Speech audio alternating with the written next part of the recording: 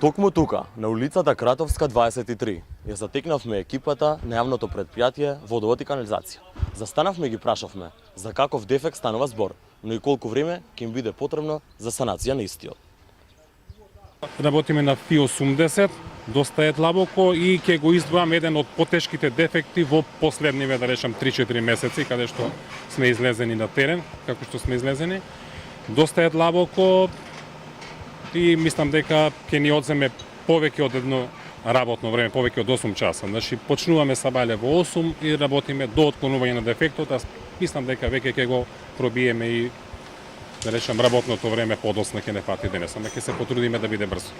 На местото на санацијата во населбата Пржин учествуваше екипа од 12 мајстори, како и Дејан кој е дел од тимот Ново јавно предпријатие веќе 7 години. Па го прашавме малку повеќе, како започнува еден нивен работен ден, кој бил најтешкиот дефект со кој се соочиле на терен и што вклучува нивната работна униформа. Почнува во 7:30, се примираме во 7:30, чекаме насока од раководителот, претпоставувам дека веќе дадени му се насоките. Ако имаме механизација, искачаме негде 8:15 најдосна да бидеме на местото на дефектот, односно веќе пријавената адреса кај ќе го санираме дефектот. Тешка санација која што мислам дека ќе ја памтам во целата кариера е негде 2016 или 17, не знам точно сега, беше зимата, беше на дефект Фи-600, тоа беше Борис Трајковски булеварот во Драчево на мостот, каде што мислам дека самиот дефект траеше припрема за работа негде 5 до 7 дена, не знам точно колку беше, а самиот дефект на отклонувањето беше скоро 24 часа, каде што се затвора голем дел на вода. Фи-600 се работеше во тешки услови, негде на длабина од 10 на 11 метри, тоа е под Маркова река. Така да доста ладно зимата, некаде минус 5-16 ми се чини дека беше ноќта. Тоа е нешто што мислам дека не се заборава. И е задолжено како ХТЗ опрема, го имаме во своите шкафови, да речам. И ако работиме на отклонување на вакви дефекти, веќе се состои од цела ХТЗ опрема, лечења, шлемови, ракавици. На терен со својата екипа го затекнавме и раководителот на секторот, Горан Ковчегарски, кој вели дека како предпријатие даваат се од себе за граѓаните и градот Скопје. Ние како јавно предпријатие, значи секогаш се трудиме во оние моменти каде што имаме навистина поголеми количини на истекувања, веднаш реагираме, односно ги праќаме нашите екипи на терен се со цел да се санира дефектот колку што е можно најбрзо. Еве би кажал неколку примери каде што и на минусни температури и од минус 10 и од минус 8 во изминатиот период дополнително ангажиравме наши екипи во доцните вечерни часови, значи почнувавме да се организираме некаде околу 22-23 часот и работевме се до раните утрински часови на минусни температури.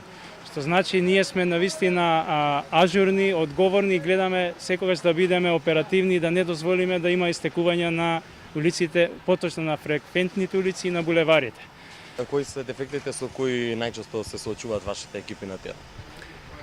Значи, дефектите најчесто се случуваат на нашата секундарна мрежа, на приклучните мрежи, на главните приклучни шахти и генерално тоа се дефектите кои што се појавуваат и ние највеќе имаме интервенции на нив, како и на хидротехничките објекти од типот на затварачи, односно вентили, подземните хидранти и останато друго што имаме како хидротехнички објекти. Ковчегарски ни откри дека постојат и специјални групи за откривање и пронаоѓање на дефекти.